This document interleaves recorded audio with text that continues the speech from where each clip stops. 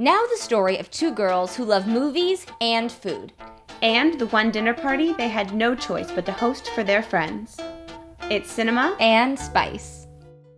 Hi, I'm Natasha. And I'm Julianna. Come and watch us make some healthy eats. Inspired by our favorite films and television shows. Welcome to Cinema and Spice. So we are making Bluth's chocolate-covered banana bites. In Arrested Development, the Bluth family owns a chocolate-covered banana stand. And what do they say, Natasha? There's always money in the banana stand unless it's burnt down. I don't think that's the exact line. But anyway, they're going to be delicious and your friends are going to love them. So what we're going to do is take 2 bars of Green and Black's dark chocolate, which we adore. It's really good. If you can't find it at your supermarket, you can always use chips. Yeah, chocolate chips. Not potato chips. Not potato chips. Okay, so we break it up. Wow. Did you know that the inspiration for the banana stand, this is great. So show creator Mitch Hurwitz, he and his brother started a chocolate chip stand called the Chip Yard in Newport, where they redid a little taco stand in 1976, and that's the inspiration for Bluth's banana stand. Isn't that great? I like it. And the Chip Yard's good. We're going to microwave them for 30 seconds. So as predicted, we have some partially melted chocolate.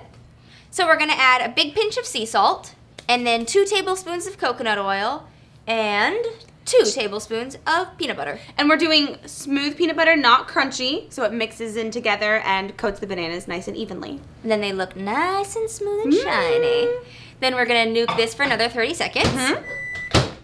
Out of the microwave. Do I gotta mix it? Stir that baby up. Okay. So, as we're stirring, I'm gonna start cutting these bananas, put them in, and mix them around, not too much. Do bananas even grow in the United States? They don't actually grow on trees. What?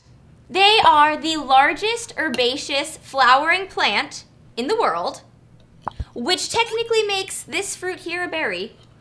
What? Fact.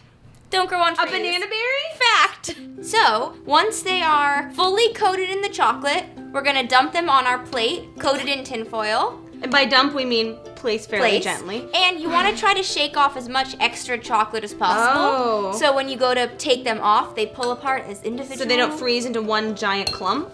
Okay, so we put this aside. We're going to sprinkle some coarse sea salt.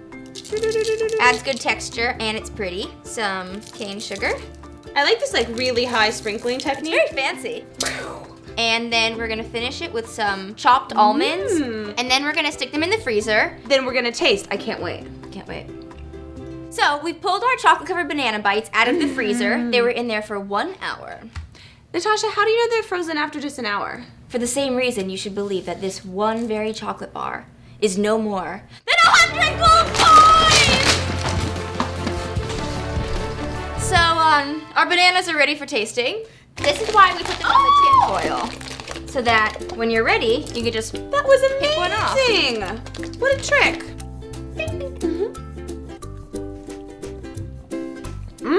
Ballin'. Really good. I really like the salt and the almonds are kind of crunchy. And don't forget, you can find this recipe just below the video.